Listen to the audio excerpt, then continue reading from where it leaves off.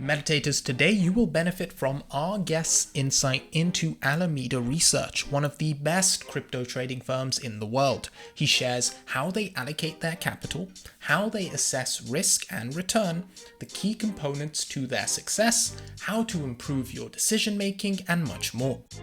Sharing his knowledge and expertise with us today is Sam Trabucco. He is a quantitative trader at Alameda Research, focusing on risk management. There was really a lot I'm going to take away from this episode and use myself. I was blown away by Sam's ability to look at the market both robotically in terms of probabilities, as well as use his instincts and fast thinking as an edge to make split-second decisions that can be worth millions of dollars. If you want to help me trade like Alameda Research, remember to like and subscribe below. To stay one with the crypto market, sign up and get 6 free market meditations newsletters a week. You'll find a link in the description below. A quick thanks to our partners Exodus for making this podcast possible. There will be more on them later. Meditators, welcome to another episode of the Market Meditations podcast. Today we have a quantitative trader from arguably one of the best crypto trading firms in the world. Sam, thank you so much for joining us. Yeah, thanks for having me. It's an absolute pleasure to have you on, especially on such short notice. My team and I were all extremely excited to get you on the podcast. I mean, could we begin by what is your role at Alameda Research? What does a quantitative trader do there?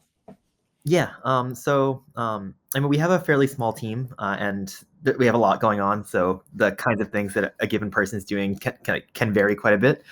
But like a typical day, like all of our trading is automated. So like we basically just like create models and like set up our bots with like the exchange APIs, and like they mostly just go at it. Some people will be focusing a lot on like the actual building of our models, running studies to like optimize them, and like the coding that goes into making these bots. Some people will be focusing more on the like higher level strategy type stuff, like figuring out like, oh, like do we want to like what do we want our like crypto positions to be for the next day, things like that, as well as like capital management, risk management, things like that. I would say that I focus more on the latter than the former, especially when things are busy. Like while everything is automated, there's a ton of human intervention that goes on, especially when things are volatile, which in crypto they like kind of tend to be quite volatile, like almost all the time. And like this happens to be more of my skill set to be like doing the more fast thinking type stuff.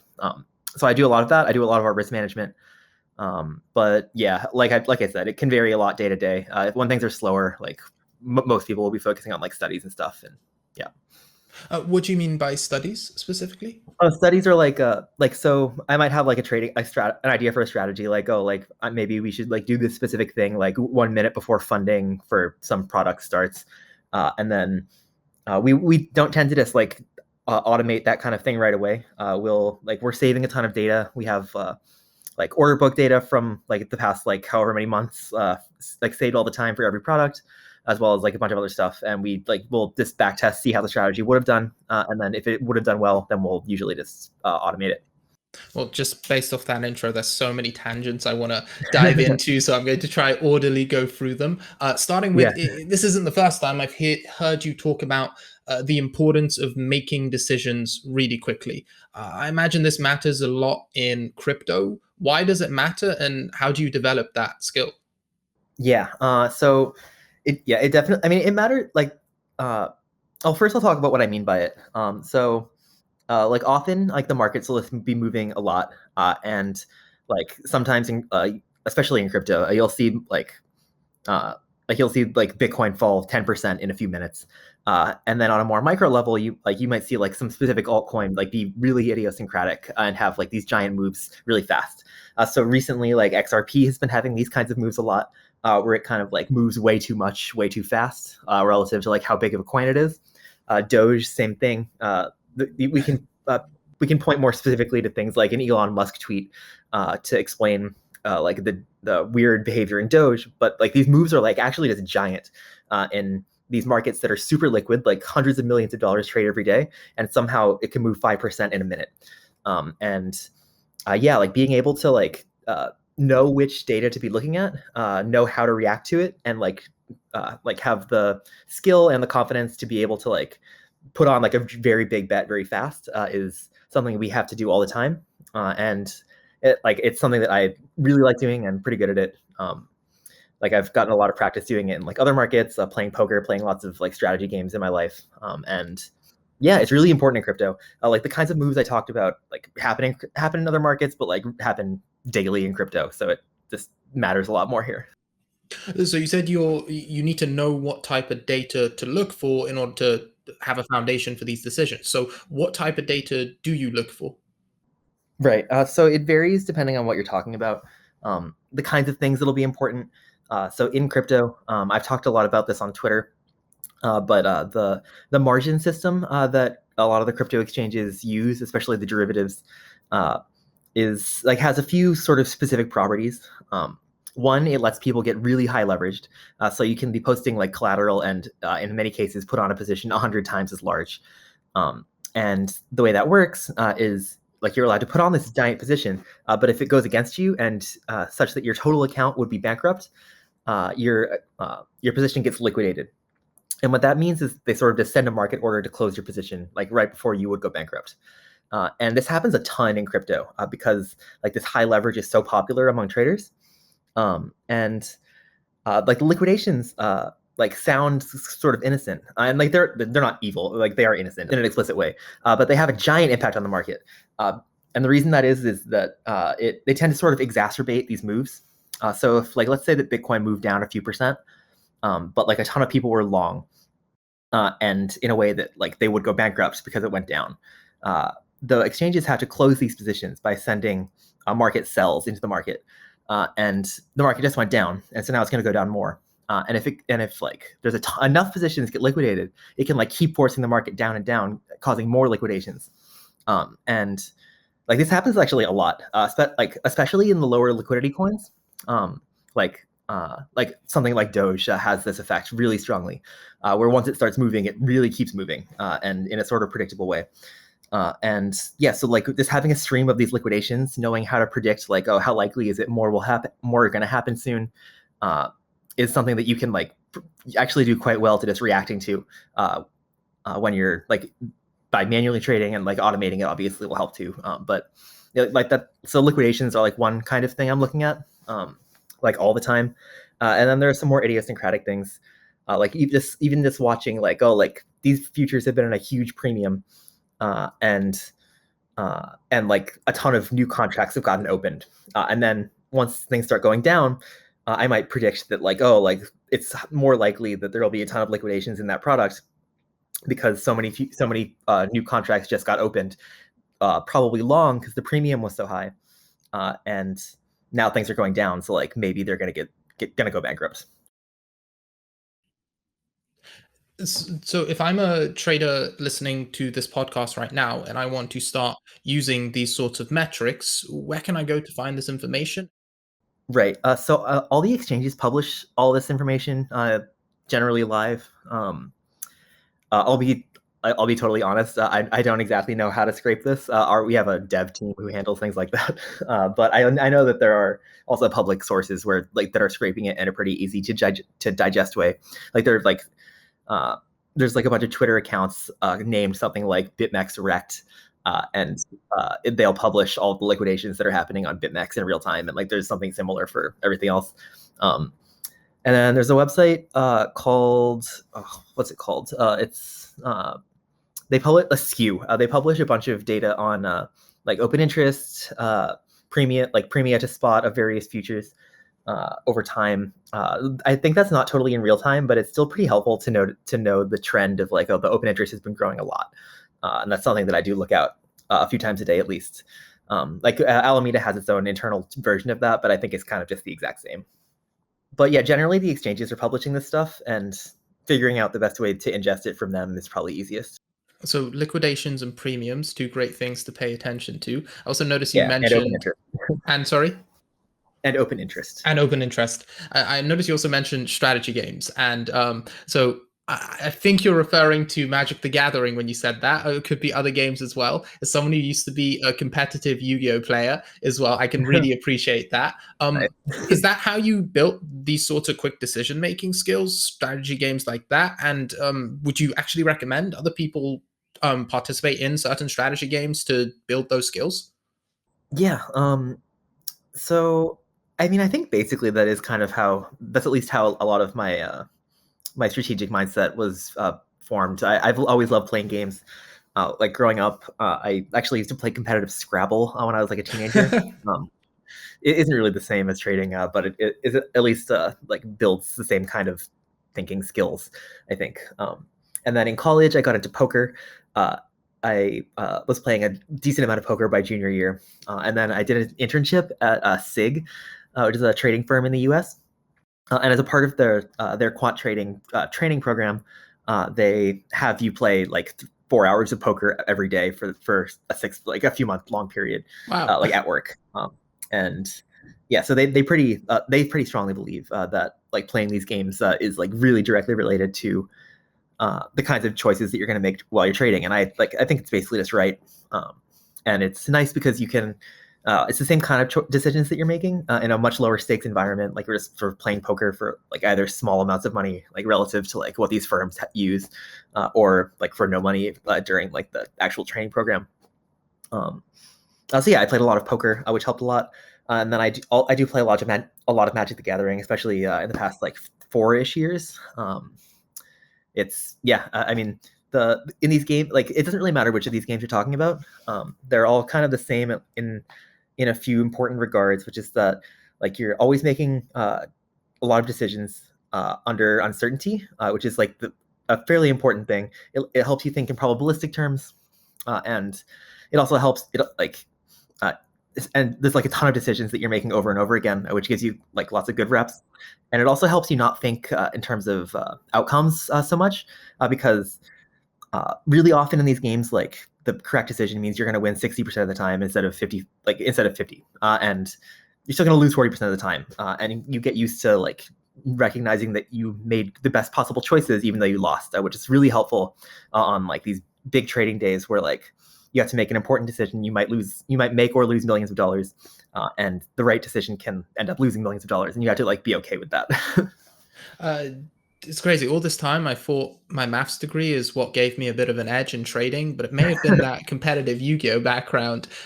Because what you said, it makes such perfect sense. Just accepting that you're not always going to draw the right cards, dealing with the limited information on the field, and what you said about poker really surprised me. The firm made you play 4 hours a day. It makes me want to go I think learn they and let play. us play 4 hours a day. They But let you. um, it was a lot of fun. But yeah. did you have a natural um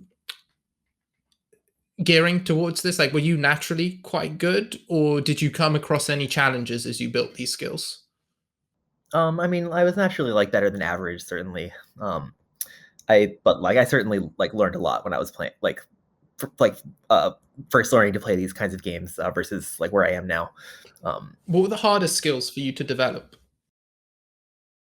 um, Sort of like you, I think I have a lot of natural like my real background is in math. Like I studied math in college, and so thinking probabilistically has never been really that hard for me.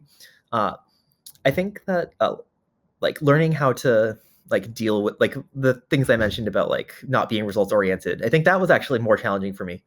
Um, like I have like distinct memories of like I mentioned that I started playing poker in college. I have like pretty distinct memories of like losing a few $100s and like being devastated by it.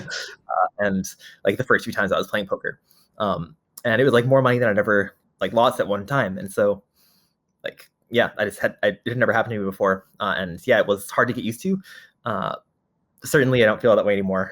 Like the like yeah 7-figure swings in P&L are like no longer a huge deal to me, which is something that just sort of takes time and like repetitions. Like once you have it happen a few times, it just gets easier and easier. So yeah, I think that was something that was like not supernatural to me, but did come with time. uh that's really interesting, and definitely as someone who manages risk, you'd want to be able to be numb to those sorts of moves and all the skill Yeah. sets building on top of each other to bring you in that position. Uh, to circle back a little bit towards what you were talking about with quantitative trading, you said there's partial amount of human input, and then there's a lot of stuff that's automated, built on APIs that just does its thing. Um, Yeah. do you focus mainly on the human input side with quick decision making and risk management? And what does that look like day to day? Yeah. So yeah, I'd say that for the most part, yeah, I do focus more on that. I mean, like I'm all like I mentioned, when it's slower, like we're pretty much all focusing more on the like studies, coding, making our models better type of stuff. But like on an average, like on a median day, certainly, I'm focusing more on the manual management of trading and stuff. The way that interacts with our systems. So basically, like I said that all of our trading's automated, which is true. Like it's in general, like no one from our team is ever like doing a trade manually on an exchange. Like that's never happening. But so like the way that when I want to do something, we have like hundreds of parameters that are like quite easy to interact with, that sort of change how our models are working and like what kinds of trades our bots want to do. Um, so like for instance, I can like decrease our interest rates if I think that we should be selling more futures, and like I can decrease like our short-term interest rates if I want to be selling weeklies. I can decrease our long-term interest rates if I want to be selling like futures expiring in 3 months. I can do something similar with our like volatility parameters. If I want to like if I have some reason for thinking that like, oh, like XRP is going to go up in the next second, I can tell our bot buy a ton of XRP in the next half second. And I can do something similar on longer time scales if I think that if I want to like get really long ether in the week leading up to ETH 2.0 or something like that. I can also like tell our bot like, oh, like we should put on this large position, but do it really slowly. And yeah, so there's like all these parameters that I can interact with. And yeah, we're making like thousands of these little changes every day. And some of them really fast, some of them can be slower, but yeah. Is that intuition, or do you have like a set process and checklist that you go through every time you want to do something like that? Yeah, I mean, for the really short time scale stuff, it tends to be based largely on intuitions that I built up, or like kinds of reacting in certain ways to kind of impetuses, like oh, like seeing these liquidations, like I know that I want to like time it such that I buy like like right after they end. That might be one kind of thing that you need to be watching it and like have some intuition for. But like there are some more regimented things, like we have monitors for like, oh, like this is where all the perpetuals are trading, and when they get like, sometimes I'll notice like, oh, they've gotten like pretty categorically to be at a larger discount than they were earlier, and our bot isn't buying enough of them, and I want the bot to buy more of them. And that's really a more regimented thing. Like I do the same kinds of things like with that like pretty much every day. And yeah, that's and if we notice that we're making the same kinds of changes all the time, then we will just try to automate them out, because there's in general we're doing like there's way more than we could to do than we have capacity to do, and the more we can automate out, the better. That really does feel like a recurring theme in crypto. There's just more to do than anyone can do right now. It Yeah. sounds like an immense amount of pressure as well, though you've grown to get used to it through repetition. What about with longer term plays? How do you guys assess risk or make decisions for that? Yeah. So I would say that the way we assess risk is idiosyncratic. It really just depends on the kind of bet we're making. So for instance, we got so in January or so, like whenever Elon started tweeting about Doge, we sort of just decided like, all right, like the two possibilities here are he's gonna keep tweeting about Doge or he's gonna stop. If he stops, like probably Doge goes back down a little bit. But if he keeps if he like, it's possible it's gonna like 10 or 100x or whatever. Like if he like does things like talk about it on SNL, which apparently he's gonna do now. And so that was something where like, oh, like we don't know which of these two paths is going to take.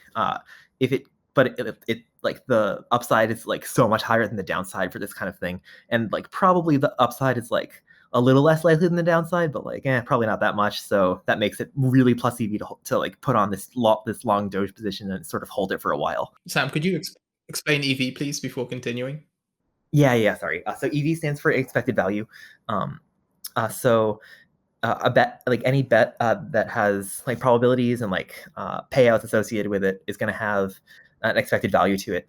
So for instance, like if we have a coin flip and you win $2 if it's heads and you lose $1 if it's tails, the EV is going to be 50 cents because you have a 50 chance of winning 2 or losing 1, and that averages out to plus 50 cents. Perfect. Thank you. Yeah. So in general, we're always thinking about EV. Whenever we like put on a trade or make a bet or do anything like that, we're always trying to do the thing which like makes money on average, or like makes the most money on average. And what I mean when I say that the upside dominates the downside for holding Doge, it's that if it seemed like if it went down, it was gonna like maybe lose 50%. If it went up, it was like maybe gonna make 1,000%, which means that like unless you think it's definitely going down, it's like probably plus EV to hold Doge. Ended up working out, which isn't the important thing, but that is like the kind of bet we made, and we like are willing to make that kind of bet really big. We're like fortunate to have like a lot of capital, like more capital than like most firms are going to have. So the bets, our bet sizes are very rarely limited by our capital base, and it also means that we're like able to bet things basically as big as we think we like can profitably do, and don't even really have to worry a ton about the risk of doing that, because like I think we bought like a lot of Doge relative to what was possible to buy, but if it had gone to zero, our cap, like we would not have been in trouble. So yeah. It just makes such perfect logical sense when you put it that way, and it's hilarious, especially because it is an absolute meme coin that's been that gets made fun of, but it's completely irrelevant when you put it in those terms. But I did say long term, and for most people, this isn't a long-term space of time. Maybe relative to the 0.5 Right. 1 second, are most of your decisions based on this is the long term or the upper end of how far in the future you guys look? Right. So that was like a month-long thing. I can't think of anything we've really done on a longer time scale besides things like I mean, like when FTX got started, Alameda was like Alameda became its primary market maker, and like we had like some incentives for doing that, thinking that like probably like there's some chance that it really takes off, and so that's kind of like a long-term bet, you could say. But in terms of like direct trades we're putting on, like buying coins because we think they're going to go up or down or whatever, yeah, I can't think of anything we've ever done on a longer than a few months time scale. Even Bitcoin or Ethereum? Yeah. So for a really long time, we were holding. We like pretty intentionally didn't put on long-term positions in Bitcoin or Ether, or like just crypto in general. We were obviously in the crypto markets, but we didn't exactly think crypto was going to go up. We were mostly like hoping for high volatility, because volatility is the thing that we tend to thrive on. That most of our strategies tend to thrive on, like things moving around and getting like out of line. And so for a long time, we really didn't do that ever. We recently, like maybe past 6-ish months, have started putting on like fairly large, either positive or negative. It's happened that we've mostly found the signals to indicate that like crypto is probably going up. So like we've started putting on these like actually like large crypto exposure bets. But even those have only lasted a few months. Like for instance, we got pretty long crypto in December, around 20K, and have held it since for the most part. But I wouldn't at this point. It's only been 4 months, so Yeah. That's interesting. I thought as a crypto trading firm, you guys would have more exposure to the largest cryptos, but so it appears you guys denominate in USD. The goal is to grow USD as much as possible. Do you guys have any sort of benchmark you're trying to outperform with your gains? Right. So no, we don't have a benchmark. We yeah, we're we measure our P&L in USD for the most part. And yeah, we're always just trying to make the decisions that maximize our expected value in terms of how much P&L we can make. And yeah, we never had a benchmark. We're not exactly answering to anyone in terms of in that way. We don't take outside investments or anything. So yeah, having a benchmark wouldn't really serve us very well. One of the biggest problems in the crypto industry right now is that there are far too many applications and none of them are very user-friendly for beginners. That's why we've partnered with Exodus. They're a desktop and mobile wallet that allow users to own their own private keys, navigate a very easy interface where they can view their portfolio, store multiple different cryptocurrencies, as well as exchange and earn interest on those cryptocurrencies. So if you're interested in checking them out, head over to exodus.com. That's EXODUS.com. And I don't know if you're comfortable talking about this, Sam, but do your personal strategies differ hugely from the firm? Like, do you have your own personal investment theses and strategies and holdings? Yeah, so I don't. I don't really make any personal bets in my PA. Besides, I have like some things that I've held for a long time, but day to day, I'm like never making any trades in my PA.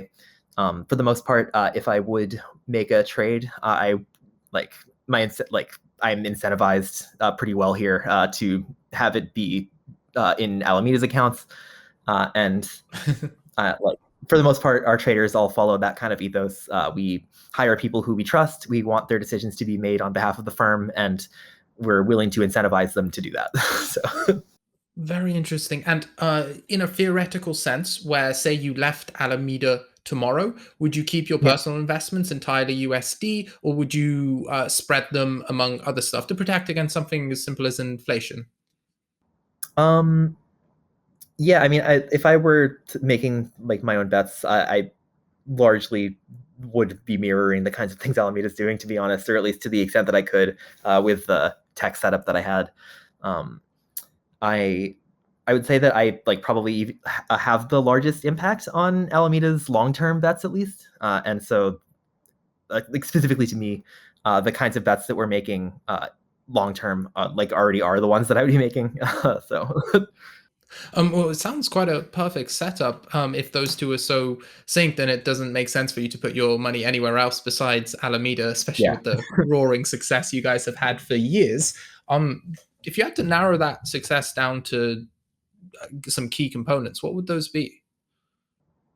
Yeah. So I think that it's so one feature of Alameda that has served us really well is our willingness to sort of do whatever is good to do, like regardless of whether that like feels good or not, like whether it like feels like something that should be like below the person who's doing it. Because often the most important thing is like a sort of like operationally intensive thing that like it is not hard to do, or it's not like anyone could do, but few would, just because like it's so like such a challenging thing to do. Like one of our earliest big successes was the as pretty well publicized at this point is the Japan ARB that we used to do, and the gist of that was Japan, like the Japanese Bitcoin exchanges were trading super out of line with the U.S. ones. The only way to close this was involved having like a good banking setup in both the U.S. and Japan that like let you transfer in between, and like it turns out that getting these accounts was like actually quite hard, especially because the second this was like in 2018 or 2017, back when it was like if a bank found out that you were doing crypto, they just cut you off immediately, and you sort of had to keep getting new bank accounts over and over again. And yeah, like most firms, we found the reason this ARB was able to persist is that most firms just sort of didn't do this, even though it was always possible. It was just operationally really challenging, and it's the kind of thing Alameda has always been willing to do. And a more recent example of this is yield farming, I think. Yield farming sort of popped up last summer as like this really important thing that can make a ton of money. And like to the other members of our team's credit, like I thought this was kind of silly. I thought it was like a fad that was probably going to pass and not worth devoting a ton of time to. But like luckily we did devote a ton of time to it.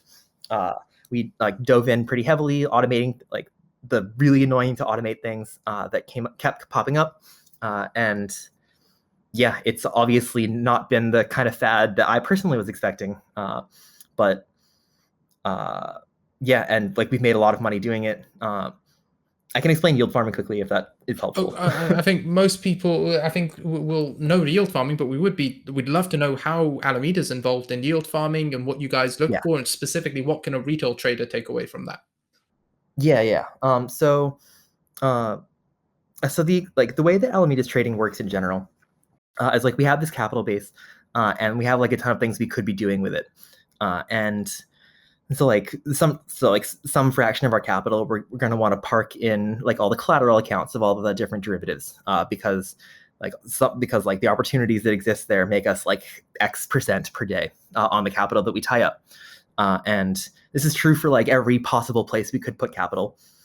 We have historical returns that we can look at. We like have intuitions about how they're going to change, but like basically every place we could have capital has like some value associated with it, and so like we like have dug into like, oh, like this is like putting like all of our dollars here would make us this much or like whatever, and like we've calculated like, oh, this is and like so like every day we're like calculating, oh, we should move capital like between these two places. So everything we could be doing has dollars associated with it, and that's true of yield farms as well. And so basically, what we're doing with yield farming is we're looking at all the popular yield farms, and all the like pools within them, or like whatever the specific mechanics of a given platform are, and we're looking at how much we could make by putting X dollars into it. And if we could make more money by doing that, then by like having extra money in our trading strategies, we'll divert money from our trading strategies into yield farming. And yeah, if it and like these things change pretty greatly day to day sometimes, and so we're always analyzing this. We've automated a lot of it, but like these new yield farms pop up like every day, so automating everything is like not that easy. um, Sam, I want, how do you assess risk for one of these yield farms? So right. it's 20% return, but what's the risk? Yeah, so that's definitely been like an ongoing thing that we've not exactly fully figured out yet. Yeah, so like you mentioned, often the returns for these yield farms are incredible, but sometimes they're like a thing that popped up last night and somehow has like $1 billion on it, and it's like, what's the chance? What are the chances that this thing rug pulls? And yeah, it's a good question, and I wouldn't say that we have a great categorical answer to how we assess how the risk of these things. So internally, we do have like some team members who like have a decent amount of experience evaluating the actual code bases of the projects, and in some cases, especially when we're like considering putting like a ton of money onto a platform, we will have someone devote a few hours to, or at least a few hours to like evaluating like whether it seems at least like minorly likely that there's some exploit in the platform. But if it's just like a smaller amount of money, at this point we feel like we have like an empirical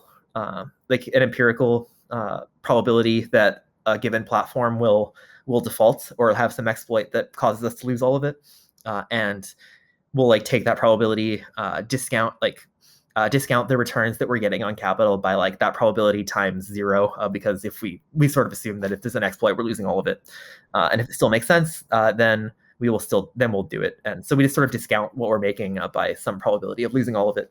God, that's And in fascinating. so in EV terms, that sort of just checks out, because yeah, like there's some like risk of ruin, but like I mentioned before, we're even for these, like even if the opportunity becomes quite large, it doesn't tend to be large relative to like our total capital base, so it doesn't tend to be a problem for us. What sort of general ballpark risk of ruin do you guys attach to yield farming protocols? So we do have a spreadsheet with this. I'm trying to remember numbers offhand. I don't. This isn't something that I'm exactly doing myself. I think probably like something we literally know nothing about, I'd say 1% or 2. Uh, Once something has lasted a week without an exploit, that drops quite a bit. Wait, only 1% or 2? Assuming that there's a lot of money in it, yeah. Fair Just because enough. we sort of make some assumptions that like, oh, like if like enough people have been willing to deposit money into this, like there's like that sort of eliminates at least some probability that it's going to be problematic. Um, And I think empirically this isn't that wrong, at least. No, no, not at all. It's something I'm going to make a note of and definitely assign to my own yield farming strategies to look at Yeah, it in terms of expected value. yeah, people's intuition tends to be a bit more pessimistic about some of these things, I think, than the reality is borne out. Mine certainly was. I actually was looking at some of my posts about compound from last summer the other day, sort of for fun. And let's just say I attached some pessimistic probabilities to to the money we were putting on there. Wasn't that justified at the time? Because now we've got a whole year more data of seeing this all play out. Yeah, possibly. It's hard. It's the kind of thing where maybe I was saying there was a 5% chance that the money got stolen, and the fact that it didn't does not prove that I was wrong. But the fact that we had no data does not prove that I was right. It's really hard to say. It's likely that my intuition was at least kind of wrong, though, I think. You've repeatedly shown an ability to just have zero attachment to previous mistakes and just accept them. You've been very transparent, which is hugely appreciated, Sam. One thing we love to ask the guests, what is the trade that you've taken that you're most proud of? This doesn't have to be the one that's made you the most money. It could just be the most exciting one or the most fun one. But what singular trade would you say is the one you're most proud of? Yeah, so there's a few things that come to mind. One, so I've mentioned a lot of our the way that our strategy around open interest and liquidations work. I think the first time we really felt we understood that was around Thanksgiving of 2020. We had vague ideas about the way that you can predict liquidations based on open interest rising a lot while premia are really high or really low. So we'd had some theoretical ideas about that. But the first time it really came up was during the rally originally to close to 20K on Thanksgiving. And at that point, open interest had been skyrocketing on the Binance Bitcoin perpetuals. The premia of that product to spot was super high. I forget the numbers, but it was really high, much higher than usual. So we'd never really done this before, but we decided to get really short as a result of the sort of I've mentioned this a few times, but the asymmetry between the upside and the downside. We didn't really have an opinion is it going to go up or down? Actually, we kind of did. We thought it was going to go down a little bit because it was getting close to 20K, and every time it got close to 20K, it went down a little bit. But it didn't really matter if we thought it was going to go up or down because we knew that if it went up, it would probably only go up a little. But if it went down, it could crash 20% because of all these new positions that could get liquidated. And that's if you look at the graphs from Thanksgiving, that's exactly what happened. Bitcoin crashed from 19 to 16, quite fast, really. And this was on the back of $1 billion getting liquidated on Binance. So I was quite proud of that. It was something that we'd been talking about for some time. That we were finally able to put on for big size, and it worked perfectly, which was cool to see. Congratulations! That sound like a pinpoint hit right there. Yeah, that was real high. I thought you had another one you were about to share. Oh, I was, yeah. So this one is this one comes to mind. It's not exactly it's kind of a pride thing. So our election modeling for the 2020 election was quite fun, and the way that FTX is I mentioned before, an exchange that Alameda is the primary market maker on, and so whenever they list a new market or a new product or something, we tend to have to start modeling it. And one of the things that they were doing in 2020 was they listed election markets for every candidate, but obviously as November rolled around, it was really just Trump and Biden, and we weren't sure what to expect in terms of volume, but in the days leading up, we sort of realized, there might be a ton of volume, and it's kind of scary to make markets in a on a product like that if there's a ton of volume and you don't have really good models for it. And we had no models for it a few days before the election, so we sort of just decided we should try and make models for this, which is sort of a daunting thing. A few days beforehand, we didn't have any data for it. And yeah, so it was a pretty cool team effort in the days leading up to the election. We hunkered down and like got like the best data we could at the time, built like reasonable models at least, and like a lot of it was based on intuition because we didn't really have time to like do a ton of back testing for it. Like as the day came around, the kind of volume we were anticipating did happen, and there was like a lot of trading on these markets. And the models that we made like pretty shoddily, honestly, like ended up being like quite good. They required a lot of maintenance day of, but it was something where like it was like an hour of maintenance to get us to like close to the best models in the world, probably. Which yeah was like a really cool thing to see, and like we were all up for like a week in a row or something like that, like with like small breaks, obviously. But it was, but like we did this to like a way more success than I was thinking we would. So that was quite cool. And that's not even crypto. It's not crypto, but it's fascinating. Was that purely for fun because you guys thought this would be an awesome thing to do? Let's do it. I mean, like on some level, like at least in the moment, that's kind of how it felt. But there was a lot of volume such that we had two choices. One, like, or we had a few choices. One, like make these models so that we can provide a lot of liquidity. Two, don't make models but still provide a lot of liquidity. That's quite scary. Because it's the kind of thing where like if there's one informed counterparty, we can just like lose millions and millions of dollars to them.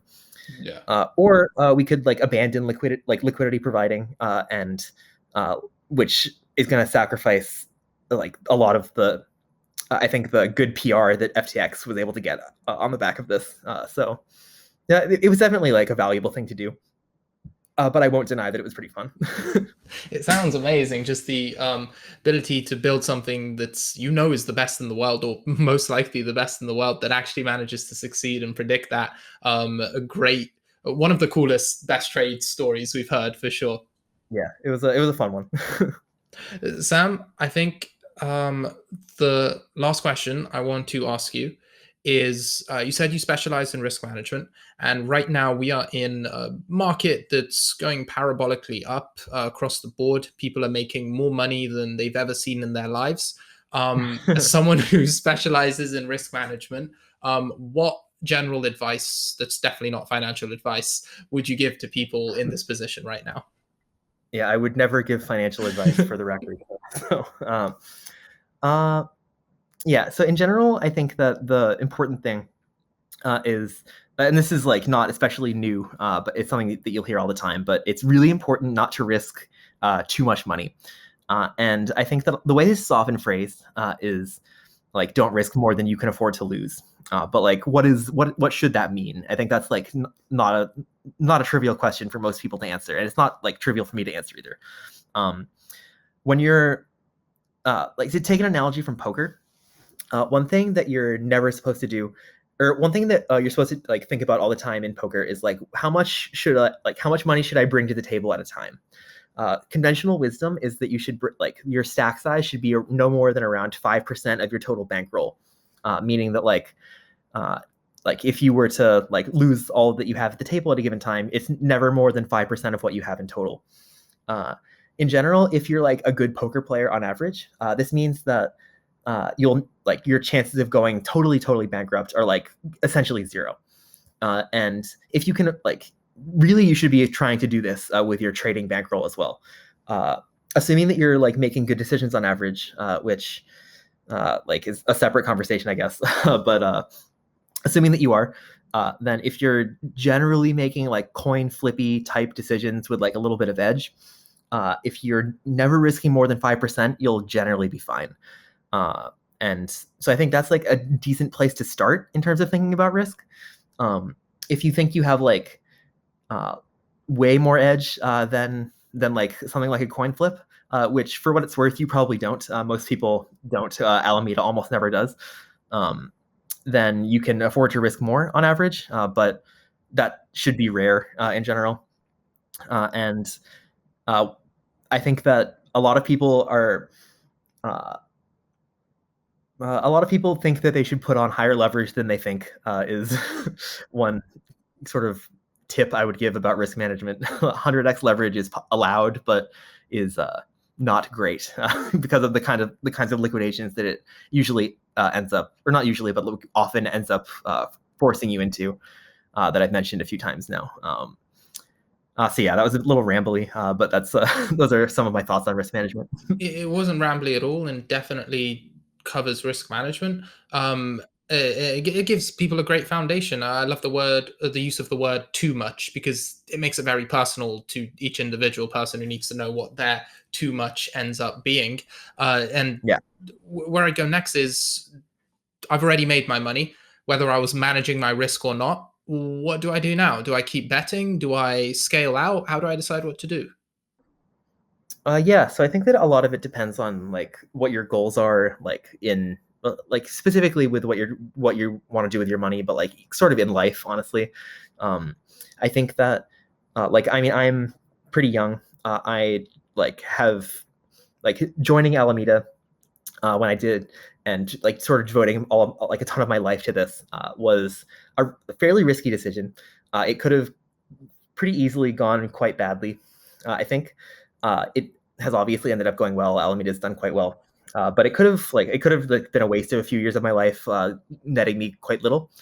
But that's the kind of decision I'm like perfectly willing to make because like even assuming that I were to walk away right now with like having achieved nothing and gotten nothing out of it, like I have plenty of more years ahead of me that I could be making money during. I like am not at all like at a point where I need to be optimizing for definitely having X dollars in the bank. I can have a probability of having zero. That's fine. If you're like much older or much closer to like, or like are optimizing really, really strongly for stop working ASAP, which like you might choose to, or you might like sort of have to if you're close to retirement, then the kinds of risks you should take are like really different. Like you should, in general, risk a smaller fraction of your bankroll at a time because like risk of ruin is like way worse for you than it is for me right now, for instance. And so yeah, like the distribution that you want your total amount of money to have really like should dictate a lot of the decisions that you're making. What do you mean by the distribution, Sam? So like a probability distribution is like a set of outcomes and the probability of each of those outcomes. So I'm okay because like again I'm young. I have years and years of like potential gainful employment ahead of me if I want it. I'm okay with my net worth having some chance of going to zero in the near future. I think that like a 60-year-old probably shouldn't do something like that if they if they have a choice not to. And so yeah, that's what I mean. Yeah, that makes perfect sense. And as you were explaining it, you said Alameda was a good decision. Immediately in my head, I thought it was definitely a good expected value decision at the time as well. Yeah, I And think same with. things looked different 3 years ago, but Oh, really? What did they look like? oh, it was just like much smaller. We certainly had a lot of potential, but hadn't realized a lot of the potential, which I think at this point we have. Did you ever dream of it getting to, like, I don't know, buying the Miami Stadium? Well, technically that's FTX, which is like which I should note is separate. But yeah, I mean the way that the way the team has grown and the way that like yeah the way things have gone, even the way the markets evolved, is was not in my distribution of how things would go. I would have assigned something like this close to zero of happening, and yeah, it's been quite cool to be a part of, to say the least. To say the least. Sam, you have been spectacular. There's so much for the listeners to take away from this episode. I know how valuable your time is, so I really appreciate it. Thank you for coming on. Is there anything you'd like to leave our listeners with before we let you go?